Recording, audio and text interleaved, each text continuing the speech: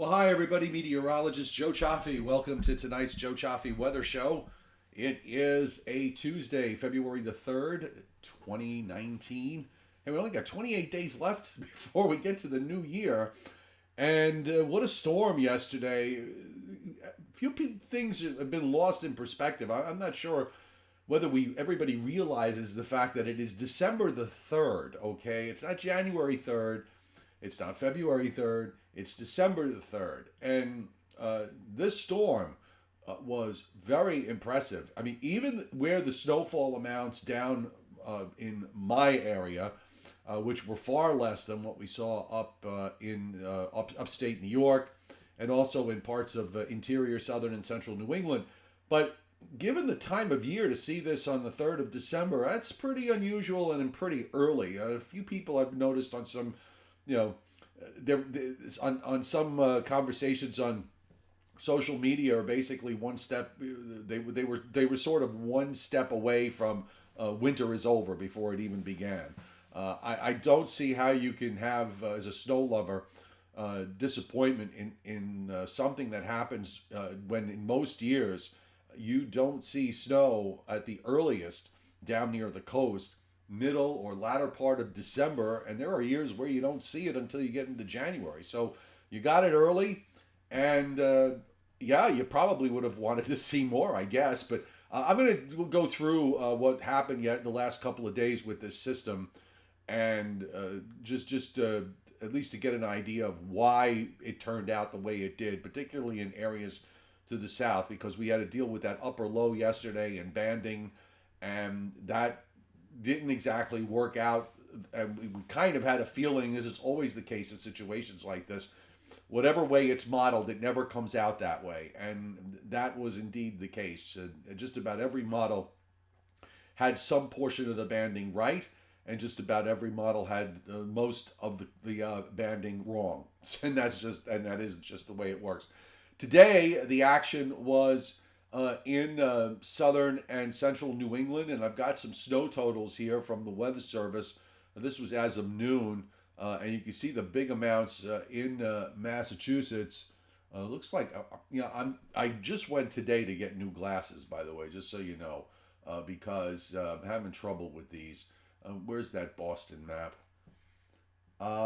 Okay, so just to see some of these numbers here that are posted, and so that I can at least be able to read them.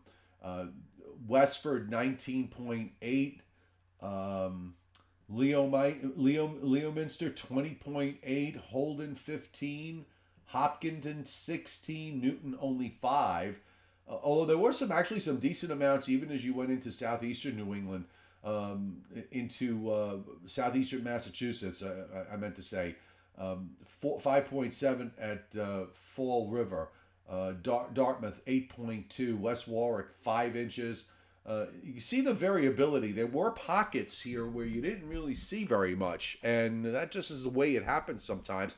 But look at the big amounts as you went up north and northwest, up toward the Vermont, New Hampshire line, 20 inches or more. Lenox 22.5, East Hawley on the Massachusetts side 13, Hancock 16.5, Williamstown 19 inches. Now, I've pulled up a few of these going west from there, looking at the rest of southern New England. Bradley, Hartford. Last night Hartford with that upper low was going with had heavy snow for about 3 or 4 hours in a row. They got 16 inches there. Winstead 13, Canaan, Connecticut 13. You get down near Route 84, New Fairfield at 6.7, and then the amounts kind of tailed off. Mostly north of 15, it was 4 inches or more, and lower amounts south of 95, down at Bridgeport Airport, just 2.1, and Killingworth, or 3 miles east-southeast of Killingworth at 2.3. You can see the numbers on the New York side, by the way. Poughkeepsie 13, near Rhinebeck, North Rhinebeck at 14.7, Phoenicia at 16, Thompson Ridge at 12.5, Newburgh 13.5, and then the numbers kind of scaled down. It was almost like a thumbprint that went down into northwest Jersey, where we had 11.2 at Port Jervis on the state line, Greenwood Lake 8.1, Oakland at 8, Lake Hopatcong at 9.3. Look how it just kind of really drops off pretty sharply as you went down to Route 78, and then even more so as you went down toward Route 195, where it was generally a 1 to, in some places, as a few pockets of 3-inch snowfalls. Little bit of a surprise over Long Island, by the way, where last night we got into some snow, and after about 10 or 11 o'clock, it actually snowed fairly hard for a few hours. So most of Long Island got about 2 to 3 inches out of it, and the New York City area between an inch, inch and a half. There were some fractional amounts in a few places. It's hard to tell, with the you lost a lot of it with melting on pavement and so on during the day. All the banding snows that occurred were during the daytime. At night, we had a little bit of banding that formed over Long Island and parts of northeastern Monmouth County. And I've got, where's that New Jersey one? I don't know why they didn't go with the numbers. Instead, they just kind of put it just as a shading, and you have to look at the legend. But the southern edge of about an inch was down at 195, so it was a very sharp cutoff. Trenton getting very little, but just north of Trenton, you go in northern Mercer County and into Hunterdon County, there were 2 to 3 inches, and down toward Philadelphia, very little. This was an area, by the way, that was supposed to get on the banding, the way some of the models were showing it, that the banding was going to go down all the way into northern Delaware. And it was producing some fairly hefty amounts. And it just didn't happen. And this is the thing when it comes to dealing with these banding issues with upper lows. The models just don't know how to handle them. I've been making the analogy of like a cold front with summertime thunderstorms. When you're looking at them on models days away, they just kind of throw them all over the place. Now, a couple of things happened here, and I went back to Sunday afternoon where we had that lead arm of precip that developed, and you can see the primary low here is just about spent out. It moved eastward. It moved eastward into the block. It had absolutely no place to go. So when that happens, you wind up with a primary secondary. So you get the primary low that dies out. Here's the secondary low that develops, and that hung out for a while. But it actually made things pretty complicated because as we, I'm going to move on to the maps, just going to move them along here. And the low moved off the New Jersey coast, just kind of sat out there overnight into Monday morning. But then, as often happens, that low occluded out and started to throw its energy further out to the east. This was yesterday in the morning. You still had, I'm sorry, I got to go back here. Let's go back. I jumped the gun. Okay, so here we go. So this was on Monday morning, 10 a.m. You've got the low already occluded, the new coastal low occluding out and trying to redevelop well to the east. And this became a problem yesterday because the low here, now you got the upper low that's kind of swinging around. Well, guess what? Instead of focusing its energy on the low that was off the New Jersey coast, instead, it started focusing its energy on a low that was further out to the east. And we saw that yesterday evening, if you remember on the live stream, where we were looking at the water vapor imagery, and you saw the development going on in this area, but you also had development going on in southeastern New England, a big inflow of moisture coming in off the Atlantic Ocean. And that was what was missing with the low that was further to the west. Instead, the low that was out to the east became essentially the Maine system. And this was a problem because you got the snow to fall from all the upper dynamics, but you needed that last little inflow. Sorry, I jumped it again. Sorry about that. Let me go back. You needed that last little inflow of Atlantic moisture to get in here. If it wasn't going to be the low that was out in the ocean, then you would have had that moisture probably getting drawn back northwestward into Connecticut and southeastern New York and into northern New Jersey. And as a result, maybe that area would have gotten hit with the heavy snow, but instead it was the one that was further out. And of course, this was a benefit to southeastern New England as that low intensified and continued to intensify during the overnight. And here's where it is now, sitting in the Gulf of Maine, pretty well wrapped up here, less than a 980 low. And Javon Perry hitting Super Chat tonight. Thank you. Great storm. Did not stop snowing till 5 o'clock in Andover. 19 to 20 inches. I think this winter's going to be snowing. Well, put it this way. You're halfway to your average snowfall, maybe more than halfway to your average snowfall for the entire winter. Just bear that in mind. This might, from the standpoint of a big snowfall, in most winters, you're lucky if you get one, and sometimes you can go a couple of years, several years, without seeing a 1 foot plus snowstorm. So you got a bonus here with almost 20 inches of snow. And of course, the gradient behind this is pretty tight. We had winds here gusting around all day to 20 to 30 miles an hour or more. And we still have some action going on, at least the last I checked. It may be just about getting ready to end. But there was still some snow going on in parts of Maine. And indeed, you can see on the radar starting to really wind down. There's some backside patches there that are moving, that are rotating around the coastal low, much like what we saw yesterday, or rotating around the upper low. And that is going to gradually move away to the northeast. Let's see if there's anything with regards to weather watches and warnings, because it's really quiet tonight. We've got winter storm warnings up in northern Maine with a couple of winter weather advisories in the most northwestern counties, and some winter storm watches that are up in the Sierra Nevadas, and flash flood watches up in Southern California near the coast. A little bit of dense fog issues in Idaho and in parts of southeastern Oregon. And guess what? The rest of the country's pretty quiet. And I think that's where we're going to be for the rest of the week. I don't expect too much to happen here.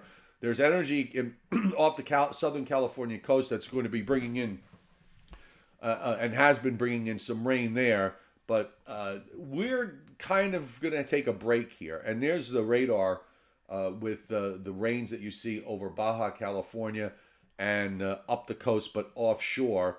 And it's all moving in. So let's take a look at what's going to be happening going forward as we move through the rest of the week. And I'm just keeping an eye on the chat at the same time. My forecast, by the way, I had gone for 2 to 4 for Long Island, and I had New York City in that 2 to 4 zone, and also my southern extent of the accumulating snow in New Jersey was too far south. The rest of it, I think, actually worked out pretty well when I split it in two with what happened on Sunday and what happened on Monday. The areas around New York City and Long Island finished on the low end. And again, this was a function of the fact that the banding, as you like to think you could figure it out. And if you look at how the radar presented itself last night, I don't think there was a single model that really matched up well. I woke up this morning, I was shocked because I woke up at 5 this morning and it was still snowing here. And I was, I'm in central Long Island on the North Shore. And most of the models had it done by then. So that sometimes happens out here when you get these upper lows. It winds up snowing here a bit longer. I mean, it was light, but nonetheless, it was snow. And Ruthless Goat, now you're not the only one that can get 20 to 25 inches, as you saw. Did I bring up the Albany map before? That's the one map I thought I brought up. And where is it? No, did I accidentally get rid of it? No, there it is. So if we're gonna do this, look at this. This was the jackpot zone of 20 or more inches, and for Albany, this was the 8th heaviest snowstorm that they've ever seen, and it's the heaviest snowstorm since the superstorm of March superstorm of 1993.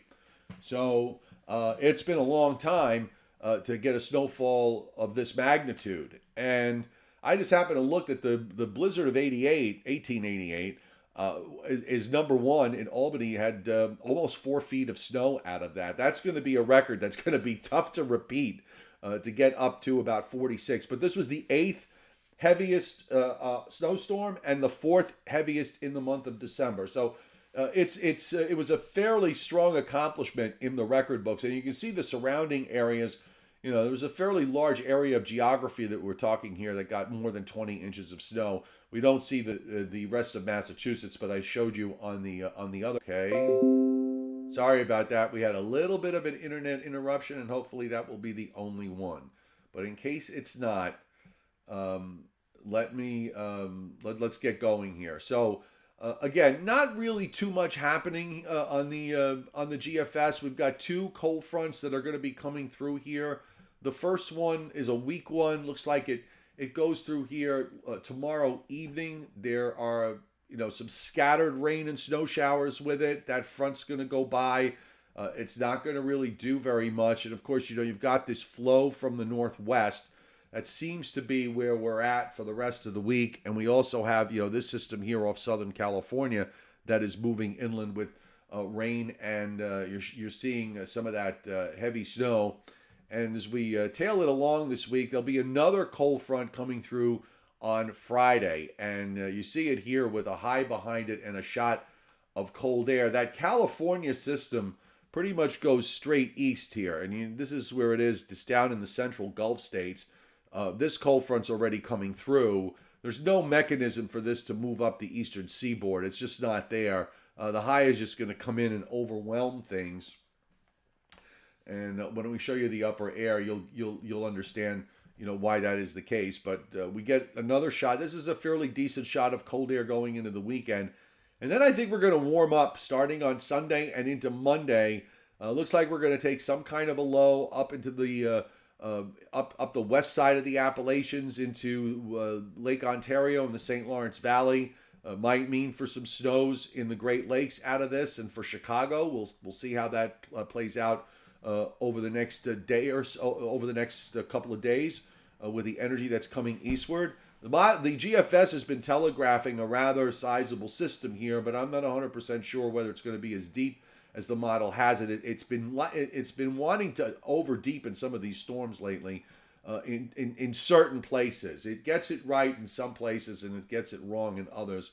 But it keeps wanting to bring a low here up the St. Lawrence Valley, which brings a cold front into the east on Tuesday. And then notice you got a shot of some very cold air here for the middle part of next week if it plays out. I mean, this is a big high that's coming down, very cold air that's moving into the northern Great Lakes and the northern plains and gradually getting pushed southeastward. And after that, there's been some chatter, and I wouldn't disagree with the idea that maybe something might happen around the middle of the month.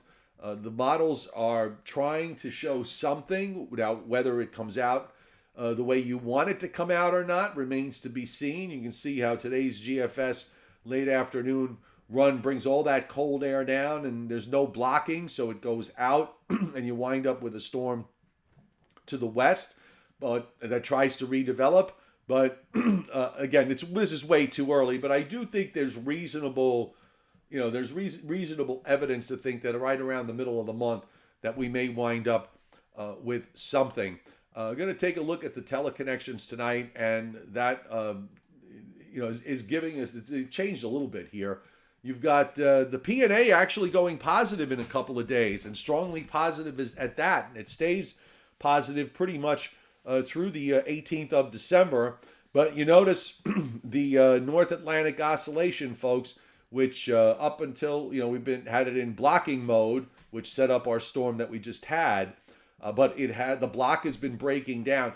And by the way, when you look at these models, when you look at these teleconnections, the inflection points you should look for when you're making these changes from these fast changes from, say, strongly positive to neutral or strongly negative back to neutral. Usually there's some kind of storm as the teleconnection is approaching the neutral line.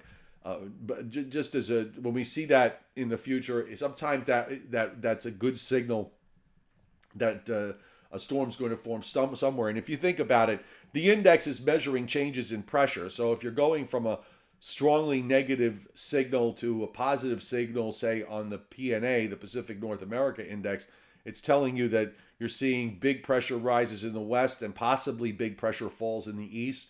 If you see the NAO going from negative to neutral or from positive to neutral in a very rapid way, that also can be a storm signal, as it's telling you that there's going to be big pressure changes in the Atlantic. The East Pacific Oscillation is the one that I say is really the most important one, and it goes negative actually starting tomorrow, and is somewhat negative. It's not strongly negative, but somewhat negative through the rest of this week and this weekend. So that at least might be setting up that cold shot that is the models are showing for the middle part of next week. And then it goes neutral and then goes negative again after the 15th. So it's kind of interesting that the EPO is staying there in neutral or negative mode. If you're a winter weather lover, you want to see that EPO stay in that negative zone. So I just want to go with the upper air. I'm not going to go long tonight, folks. It's usually after we get storms like this, after days and days of going on and on with these snowstorms, I get brain fried. I start to have a really difficult time completing sentences. So I kind of need to recharge a little bit. But here's just going back. You've got your block breaking down, your storm from Sunday and Monday, and now you have a trough that's actually right behind it, but there's nothing for this to work on. This storm just took everything the atmosphere had to offer, so you wind up with just a weak cold front. And our flow into Friday and into Saturday, this is the jet stream, how it looks like for Thursday morning early, but you do have a bit of a Canadian connection here. If you follow the jet, your flow is coming down from Canada. You also have this deep upper low off the west coast, so there's a bit of a split flow here, and there's your southern energy that moves into Southern California. That's going to be carried straight to the east, and if you've got northwest winds in the upper atmosphere from Minnesota to Georgia, it's hard to you can't take something up the east coast if you've got northwest winds all the way down to the southeast U.S. And even though that trough just kind of pulls up a bit by the time we get to Friday, there's another short wave that squashes it. So there's just no way that California system is going to get up here. It's just going to pretty much go straight east and then offshore, maybe the southeast, way off the southeast coast of the U.S. as a weak system, and then we're going to get it out of the way. The Saturday trough is going to lift out, and now your upper air winds are going more westerly, at least temporarily, so that is signaling a warm-up for Sunday and Monday. I think we could see temperatures in the 50s on Monday, particularly if we can hold off on any showers. And then your next trough sharpens up a little bit to the west. It's down along 90 west, so this might be good for Chicago as far as snow is concerned along about December 9th or 10th. Actually, I'm sorry, let me backtrack. December 8th and 9th, with a low going up the St. Lawrence Valley maybe on Monday night, Tuesday. And that would put the Great Lakes and Chicago possibly in line for some snow, so we'll revisit that. You notice the big ridge that pops up here in the west, all the way up the west coast. So there's your positive PNA index, and your Pacific North America index, and your jet stream flow coming right out of northern Canada and diving down into the central Gulf states. So this trough, if it verifies, that this is going to be bringing down that very cold air that we showed you on the surface map. And then eventually that trough tries to lift out, but you still have troughing here in the east for the middle part of the month, and then it pulls up. You get a little bit of a ridge, and now you're seeing toward the end of the forecast period, it's an interesting setup here. If this were to verify, and I guarantee you it's not going to look like this, but just the fact that it keeps wanting to come back to some kind of troughing here in the eastern part of the U.S., to me, is pretty important. And I also like the fact that when you for winter weather lovers, you should like the fact that you don't have a fire hose jet in the Pacific. You do have also troughing that is down along 160 degrees west. That's very important, because usually when you have troughs at that longitude of Hawaii, you wind up with troughs in the eastern part of the United States. So I'm going to come to the chat board very quickly. I hope I had a lot of fun last night, by the way, with Joe Rayo on. Now that I got this setup here all figured out, and I got the double monitors, and I can put the chat up. I've got the chat up on the other monitor, so I can see what you're saying, and I don't lose the window. Unfortunately, my glasses are not functioning well, and I had to go in today. I ordered new glasses, so that should help me be able to see this. Brandon Doherty, thank you so much. I really appreciate it. It's very kind. I try to make weather is, that analogy of the gears, I think, is really the best one in terms of how to get a sense for how weather works. The gears in a old child's play toy. The older folks among us will remember it was kind of like a puzzle. It was a wood square, and the puzzle pieces you'd put in were these gears, and you put the gears in, and one of the gears had a handle. So when you got all the gears in there together, you would turn the handle, and all the gears would turn. You turn the handle on one gear, all the gears would turn. And you got a very happy toddler at this point. At least he's not crying and screaming, and it's got him occupied.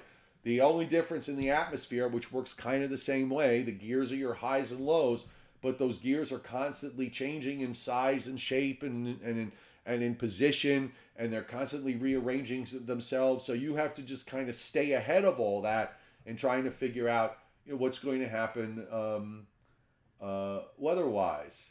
And yes, I know I am stammering a bit, Tim, because I'm really tired. I'm very brain fried with the coverage of the last 6 or 7 days. You got to remember with this stuff, there's the buildup in explaining the meteorology, and then once you realize that there is going to be something substantial, you go into a slightly different mode.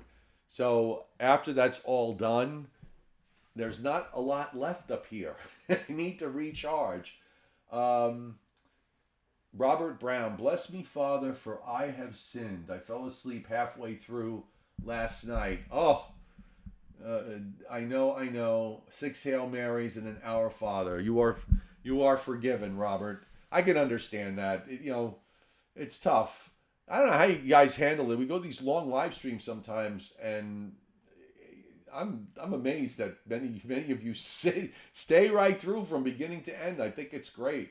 And at least it proves to me something that I've kind of thought all along since I started my career, was that there is an audience out there for weather that's more than 2 or 3 minutes long. And back in the day when I started out in the business, weathercasts, especially in the big markets, were not 3 minutes long. They were a whole lot shorter than that. And some nights you were lucky if you got 30 or 45 seconds. But it was a different. It was the television news world was a much different type of place back in the day. So in terms of the system, we got Danny Nankabar. I'm sorry, I can't follow the thread back, so I don't know who to whom you're responding.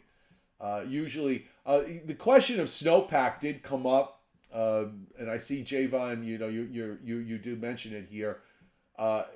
Snowpack. It's kind of tricky with snowpack. It certainly doesn't hurt to have it, okay? And from the standpoint for someone, for winter weather lovers, it almost seems like it's one of those self-fulfilling prophecies where if you get snowpack early, snowpack begets snowpack. But it doesn't always quite work that way. And, sometimes you could have deep snowpack. I forgot what winter, maybe it was 2 or 3 winters ago, where the snowpack in eastern Canada was phenomenal going into November and early December, and it really didn't make that much of a difference in terms of the downstream weather. I think some years it gets in there and it does, and some years it gets in there, but then the upper pattern goes to something different. And remember, just as easily as you can put snowpack down, you can just as easily get rid of it if the upper pattern is all wrong. Right now, I would say, the upper pattern is certainly going to be favorable for holding that snowpack in at least for the southern areas of that got snow into Saturday because we are going to be cold. After that, we've got a bit of a warm up for Sunday. Starting Sunday and going into Monday and Tuesday until the next cold front comes by.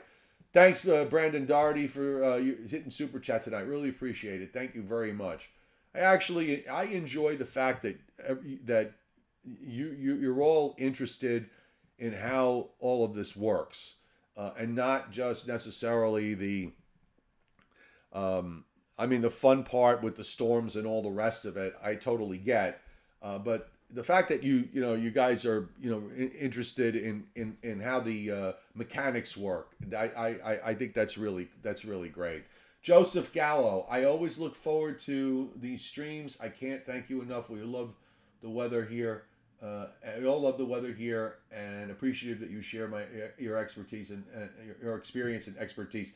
I'm sorry, I apologize. I'm having trouble with my glasses are not strong enough, and this new YouTube format has made the lettering it's so small. Can you make it a little bigger, Google, please? Let me see if I make it on the bigger screen. If I take it up a notch, maybe I can read it better. Nope, can't do it. There's nothing to bring up to make the font just a little bit better. But I'm glad, Joseph, that you look forward to the streams. And Johnny Quest, I think did you get a little bit of snow out of this with the upper low when it passed over the mountains in Northwest Virginia? I saw there were winter storm warnings up on the West Virginia side, but I haven't really been paying too much attention as to what wound up happening down there. Casey Red Dragon, are we getting snow on the East Coast around December 12th? Been seeing some stuff in the forecast. I think that first system for early next week, which would put us around the 10th or 11th, roughly, the 9th, 10th, 11th, that's probably going to be rain, but there is colder air behind it. It's the system after that a few people are looking at as a possibility of something for the middle of the month. The only thing I would point out is we are not, if the NAO4 teleconnection from last night is correct, and from what I've seen, this is not going to be a scenario where we have blocking.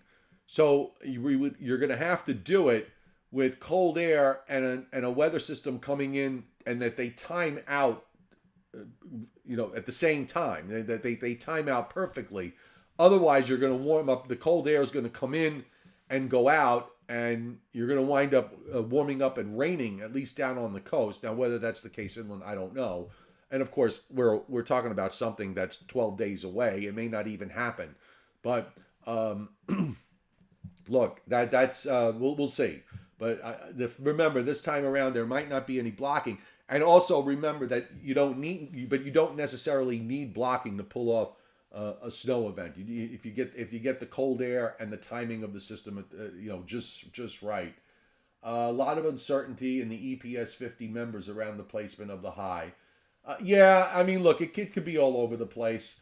It's a dozen days away. Let's wait. We got plenty of time to see if anything's going to take shape at this point. And I did see somebody mention about the GFS ensembles pointing to something around the 14th, 15th, and it would kind of make sense given what we've been seeing so far. We seem to be getting into these spurts where the weather gets really active, and then we kind of calms down a little bit, and then we get another spurt of activity. Maybe that's how the whole winter is going to play out, where we have 10 days to 2 weeks of very active weather, and then maybe 10 days to 2 weeks where it's just kind of blasé, and then the active weather comes back.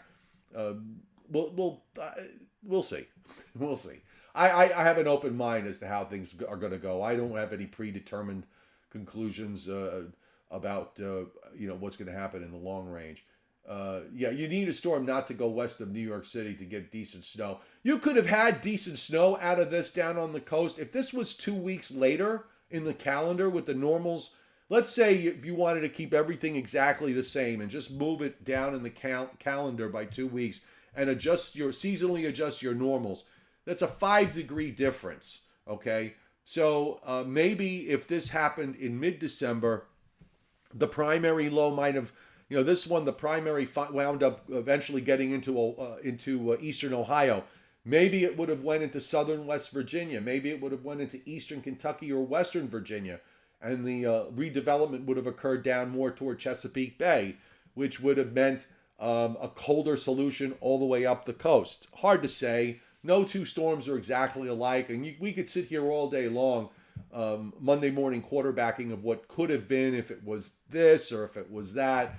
At the end of the day, it's the pattern that's in front of you and how the storm is behaving with respect to the jet stream. Do you have the trough in the right spot? Is the ridge in the right spot? Those are the things that really matter. And you could have all those, as I said many times, you could have all the teleconnections in the world pointing to a stormy period that may be snow. But at the end of the day, if the trough's in the wrong place, and if the ridge is in the wrong place, or the high is in the wrong place, or the low doesn't go to the right place, you're gonna have issues.